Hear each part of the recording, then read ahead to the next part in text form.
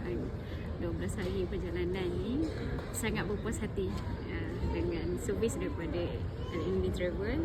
Ni dapat sofa hotel sangat mudah lah untuk menunaikan umrah, ziarah ke Taif, mengenal tempat bersejarah Rasulullah SAW.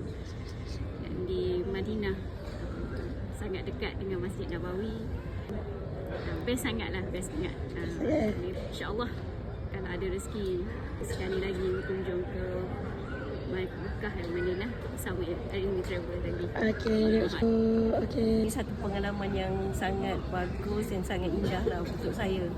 Banyak pengalaman yang manis, tak terkata lah, sangat seronok lah dengan mereka ni. Walaupun macam mula-mula macam so tired, tapi sebab pengalaman macam ni memang kita perlukan tenaga kan, pengorbanan tidur kami. Jadi apa yang kami alami selama ni macam satu mimpi, like dream come true. Jadi tetamu Allah ni satu impian pada setiap orang kan. Dan ini adalah salah satu impian saya.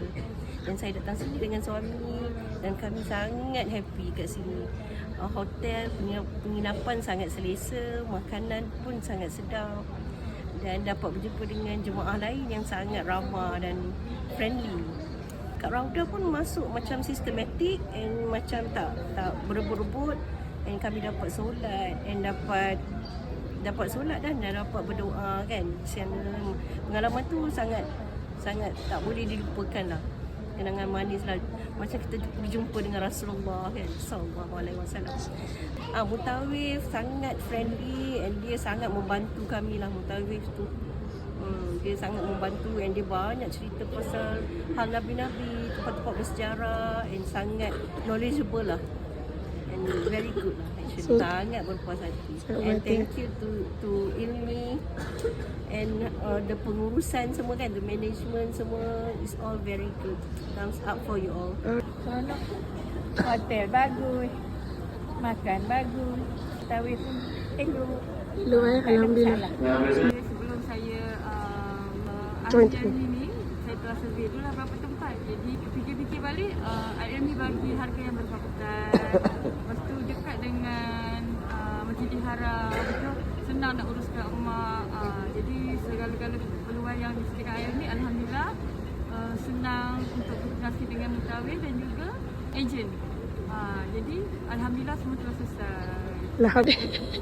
Alhamdulillah, segalanya berjalan lancar.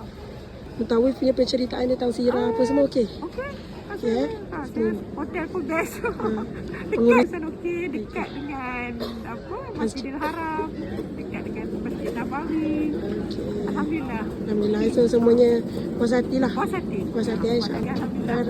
Alhamdulillah lah sepanjang ikut program ini seronok lah ya. Hotel pun bagus. Pengisian tu terutama lawatan di luar kisah cara Ustaz Junduruh tu sangat baik. Terharu, cerita-ceritanya menarik, menusuk kalbu dan banyak memberi pengisian ilmu kat kita lah. Alhamdulillah. Pengurusan yang lain pun okey juga lah, insyaAllah. Umrah berapa kali buat? Umrah 3 kali. 3 kali buat Auto berapa kali dapat masuk? Sekali. Alhamdulillah saya dapat Alhamdulillah. Alright.